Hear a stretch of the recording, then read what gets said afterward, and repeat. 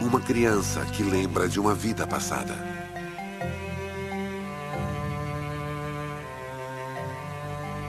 Gus Ortega is a little boy in Colorado who has talked about being his grandfather.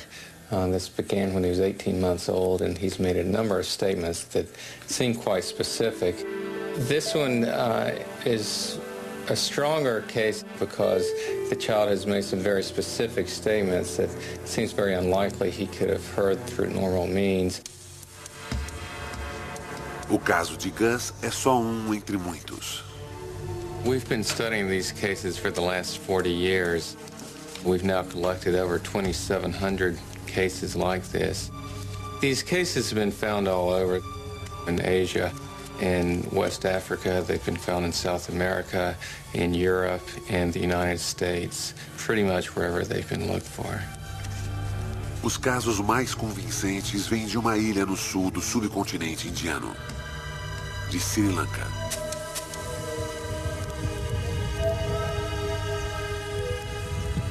Sri Lanka, um lugar místico. Vovô Og morreu em 1993. Seu filho Ron encontrou-o caído no chão. Derrame. Og morreu 5 horas depois. Ele tinha uma loja. Ele vendia de tudo e amava sua família, mas nunca conheceu seu neto Gus. Gus nasceu 1 ano após a morte de Og. Um dia, com apenas 1 ano e meio, Gus estava no seu quarto com seu pai.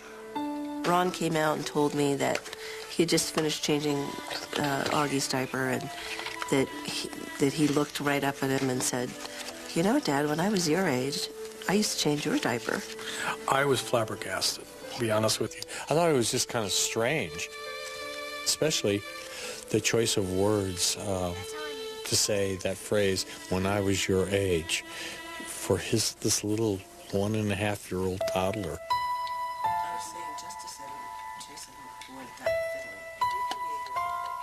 He started talking about Grandpa, and you know, just the little things he was saying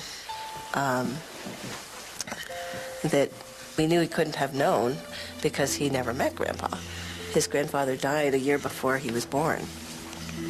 So, yeah, we were pretty puzzled about it. Um dia, Ron trouxe fotos antigas para casa e algo mais notável aconteceu. And I said, "Oh, look, look at this old photograph." And he came up to it and he goes, "Oh, there's me." I mean, I was like, just totally astounded, you know. It just stopped me, you know, cold. I mean, because how would he know that? Gus diria mais coisas assim nos anos seguintes. Ele se lembraria de episódios da vida do avô dos quais Ron mal se lembrava. E ele os viveu. Gus sabia mais do seu avô do que deveria. São provas de reencarnação? Como as crianças se lembrariam de outra vida? A pergunta continua. Como a memória passa de um para outro após a morte? If death means that the brain has no electrical activity, and if the brain is dead, so are the memories. If the brain is dead, the memories die with it. Mas e quando uma criança lembra de uma outra vida, embora os cientistas modernos não julguem possível? Os cientistas modernos não são tão modernos assim, porque eles não têm muito interesse em estudar nessa área, pois vêm de famílias de evangélicos, etc. A memória ela é guardada no corpo espiritual, no perispírito, e quando o corpo desencarna, o perispírito conserva a memória de tudo que fez, e essa memória fica guardada de todas as vidas, né? É isso. Esses cientistas que só estudam a matéria acham que tudo está na matéria. Não, a memória está guardada na energia espiritual. Já sabemos bastante sobre o cérebro, mas ainda resta muito a descobrir. Ainda há muitas questões em aberto sobre o cérebro e são surpreendentemente simples. Como a memória é armazenada? Como ela é reconstruída? Por que o cérebro dorme e sonha? O que é a inteligência? Por que as pessoas têm dons e talentos diferentes? Como nós percebemos o mundo? Como o cérebro representa o tempo? O que é a consciência? Se conseguirmos responder essas perguntas ao longo de talvez mais uma geração, o que isso significará para o cérebro? Um órgão tão complexo, mas ao mesmo tempo tão movido por instintos primitivos. When I was Grandpa Augie, I died in the hospital.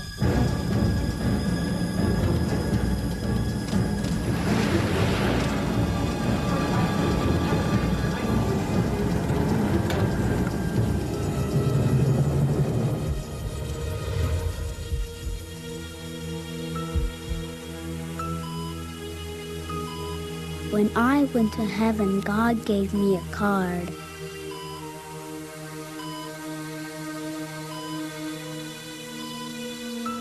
Everybody with a card like that is allowed to come back.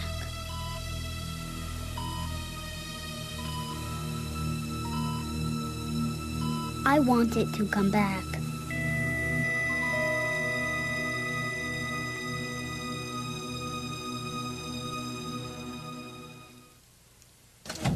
A casa dos Ortega, no Colorado. Jim Tucker entrevista Gus Ortega. Gus diz ter vivido antes como seu avô.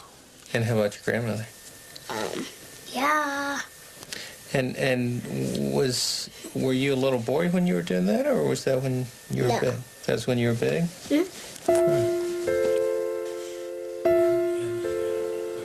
Gus diz a verdade? Tucker não tem como saber. Por isso, os dados cruciais vêm dos pais. Jim entrevista Kathy e Ron Ortega. É rotina. And when was the next time that he said something that suggested he had information, that he knew things about your dad? Gus said, I had a sister, but she died. She's a fish now. And we said, she's a fish? What do you mean? What happened? And he said, well, some bad guys hurt her. Mm-hmm. And that really made me stop, because I only recently heard the whole facts of this story about my father's sister. And she indeed was murdered, and she was thrown into San Francisco Bay. Segredo de família. Gus não podia conhecer essa história porque nem Ron sabia sobre a irmã do pai. Como seu filho poderia saber? I really hadn't thought of reincarnation or even putting that word in connection with what was happening. I wasn't brought up, with learning about reincarnation. I was brought up Southern Baptist, and certainly did not hear about reincarnation. If you had told me that a year ago, yeah, right. You've come back. Uh-huh. But, now, anything can happen. Yeah, anything.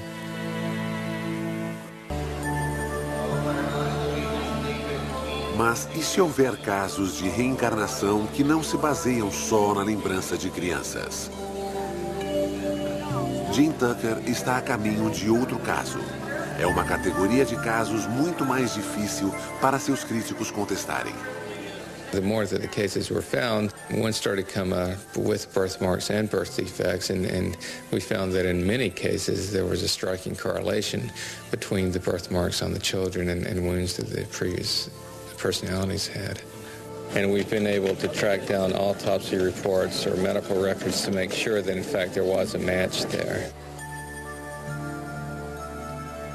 Pela primeira vez, estas marcas de nascença dão uma prova física verificável que sugere reencarnação.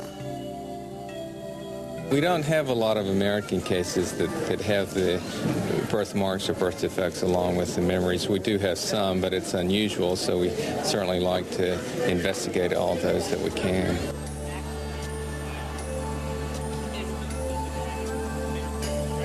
Jim está prestes a visitar um desses casos. Ele está indo para a Flórida para ver um menino que diz ter sido um policial em Nova York morto em um tiroteio.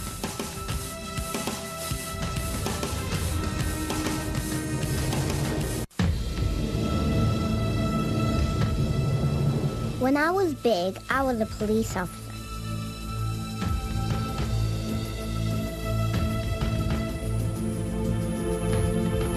I walked into a store one night.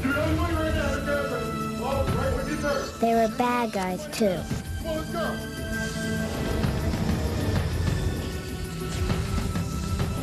They shot me dead.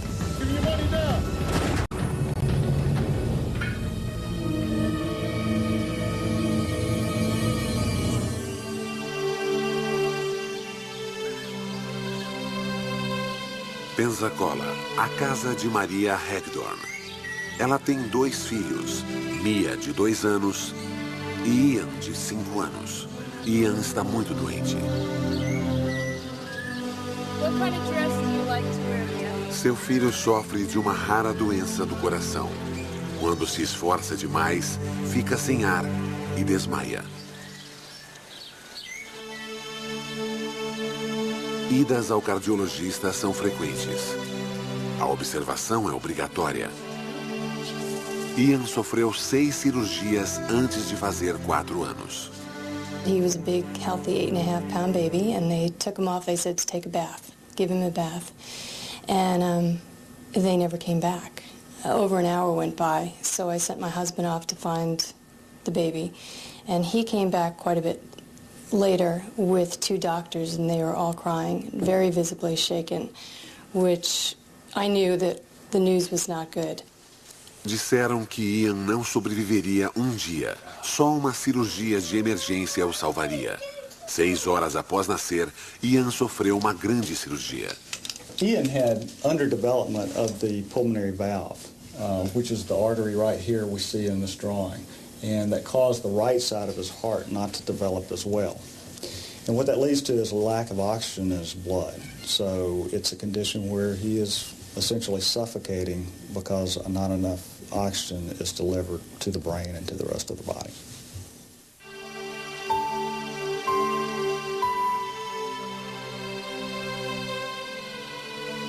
A cirurgia correu bem.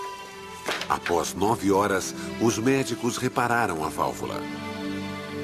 Mas o subdesenvolvimento do lado direito do coração levaria tempo e mais cirurgias.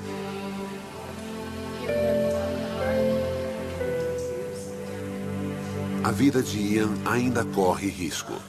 O que traz Jim aqui é um evento que ocorreu 1 ano antes de Ian nascer.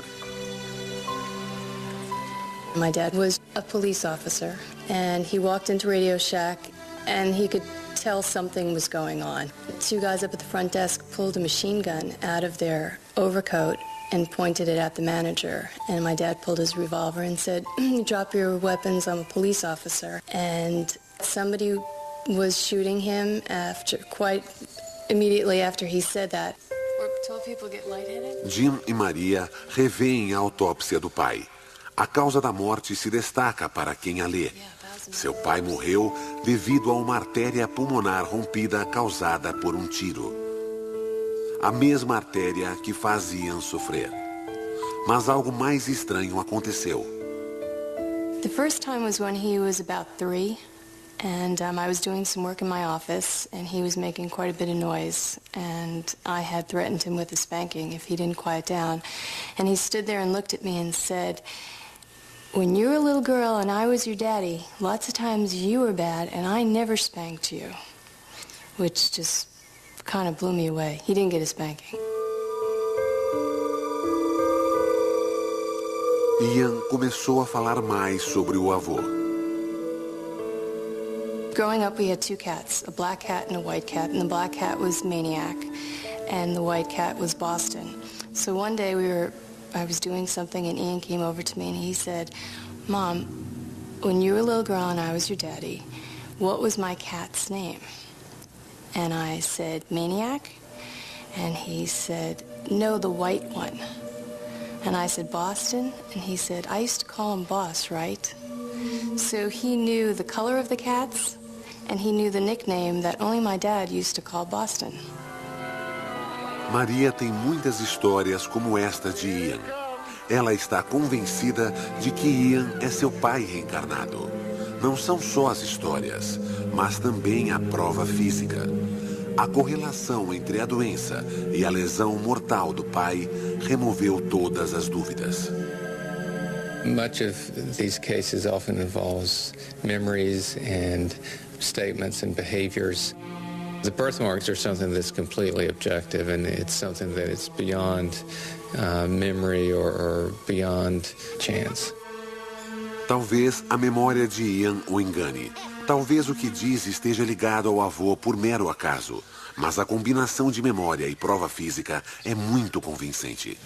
I didn't want to go back, but God just gave me to you. God gave you to your mom, Yes. even though you didn't want to come back?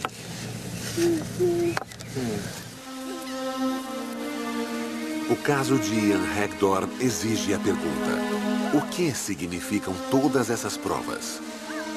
There are obviously huge questions here which we haven't even begun to try to answer, such as, is there a soul? If so, what does that term even mean?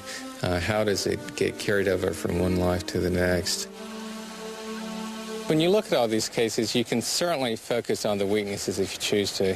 But I think there's also enough here so that if you choose, you can step back and say that there may just be something remarkable going on.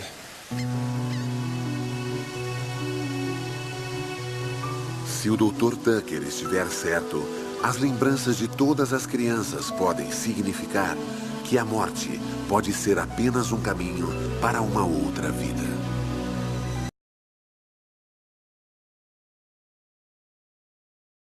Evolução. E a evolução, ela dá provimento à lei da imortalidade. Imortal. É tudo se encadeia. É uma sequência.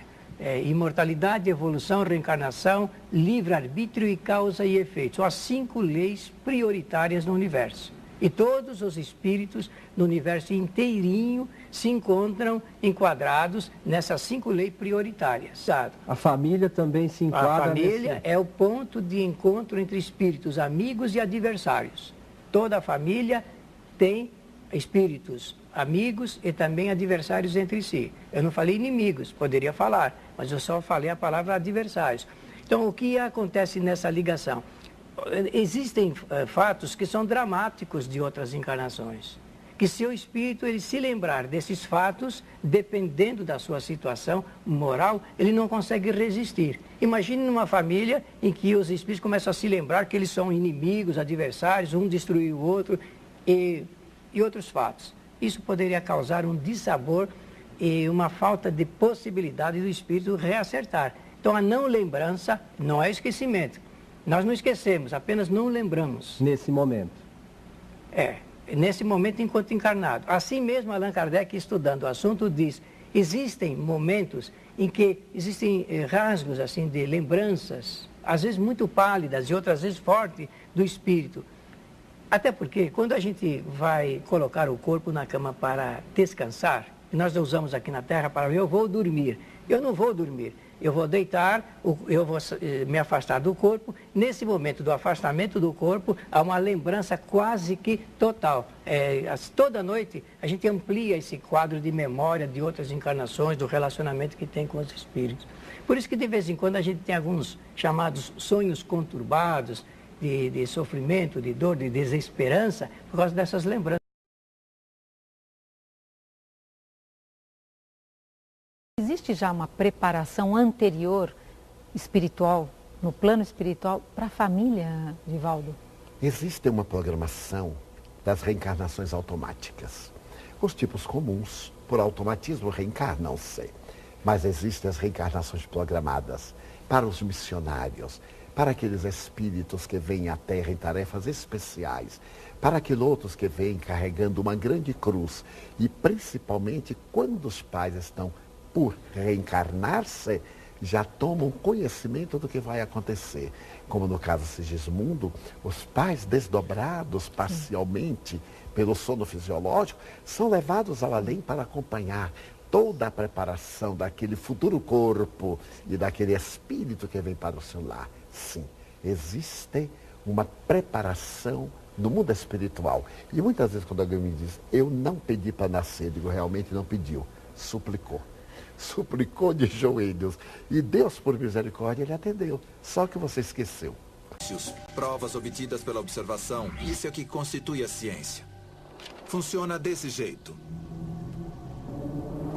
Vejo um gato entrando numa ponta de um cano.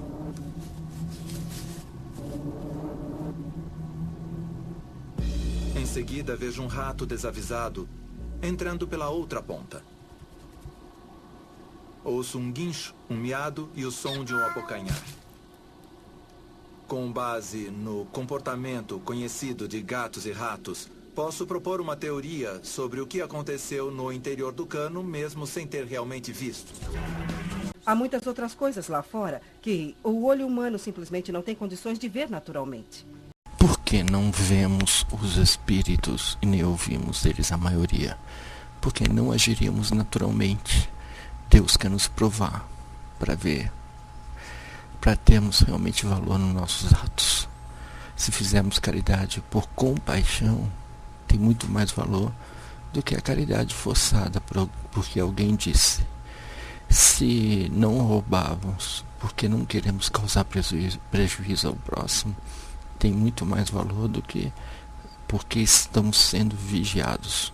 Esse é um planeta de provas e expiações, e por isso os espíritos têm que ficar invisíveis. E somos observados. Aqui é um verdadeiro BBB, Big Brother divino.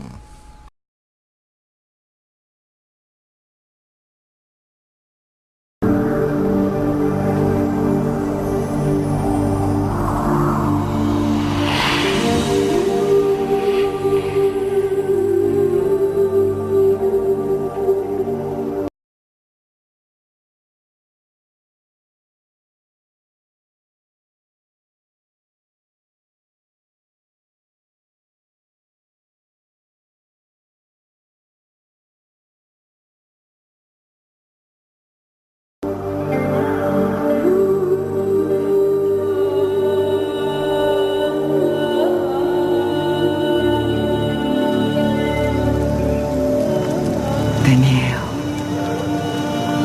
Mãe. Mãe, o que... Você tá do meu lado, mãe. Viva.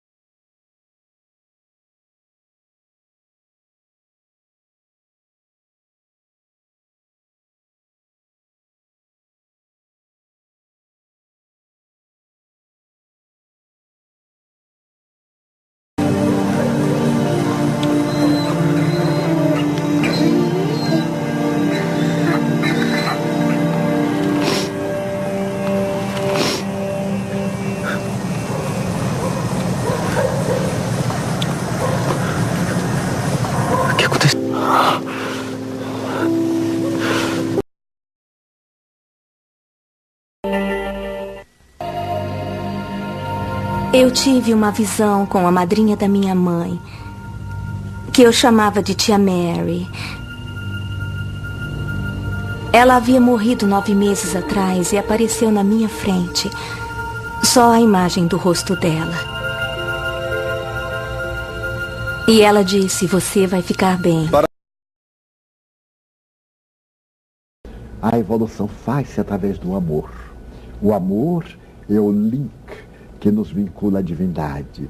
Até mesmo a lei de adoração. Ação da dor. Adoração. Então a dor deve levar-nos à ação do bem. Mas quando nós estamos diante da dor, poderemos recordar que estamos na Terra não para sofrer, repito o que disse no outro programa, mas para recuperar. Através do amor, nós nos recuperamos dos males que fizemos. Dizem os espíritos que se eu contrair um débito muito grave, eu tanto poderei pagá-lo de uma vez, através de uma expiação dolorosa, ou pagá-lo através do bem que eu faça, porque a lei divina não é de cobrança, é de reparação das suas vibrações. Quando eu ajo mal, ondas vibratórias desequilibradas circulam em torno de mim. Aquelas ondas do bem que eu vá realizando vão diminuindo até anular. O processo ideal para a evolução é o amor. E quando nós não obedecemos às leis de amor, a dor instala-se-nos e somos convidados ao resgate. Existem 3 estágios. A cultura indiana entende a família como passando por 3 estágios. Quais seriam eles, Divaldo? O primeiro estágio em que o filho pertence aos pais.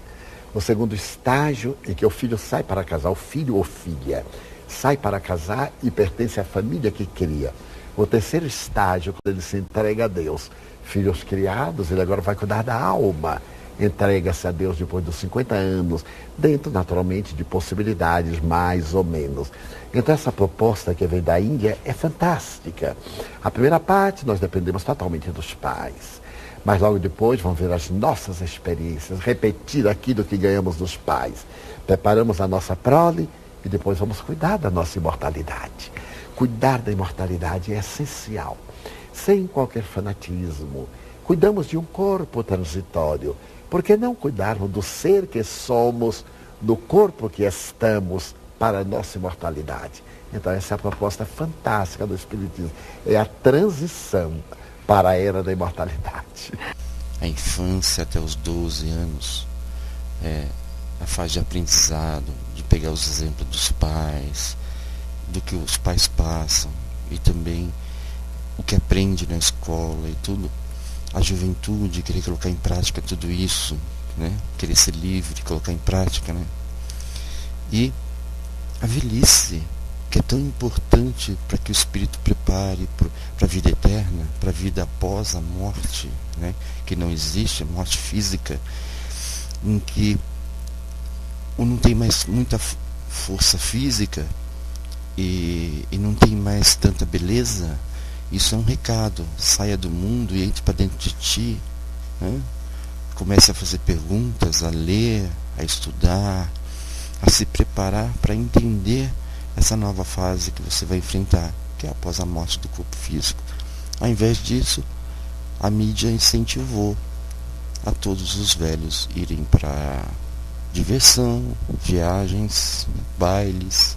Muitos velhos estão tomando Viagra e traindo suas velhinhas. Eu vi essa notícia, eu fiquei espantadíssimo. Mas isso não quer dizer que sejam todos, alguns, lógico, que não superaram o sexo na juventude e continuam com o sexo na cabeça na velhice. Então é isso aí, é uma fase de espiritualização, né? De crescimento espiritual e não de diversão. Mas como hoje em dia está tudo muito meio errado, então paciência. Leia o Livro dos Espíritos de Allan Kardec. É um livro de perguntas e respostas sobre todos os assuntos e é muito fácil de ler e entender.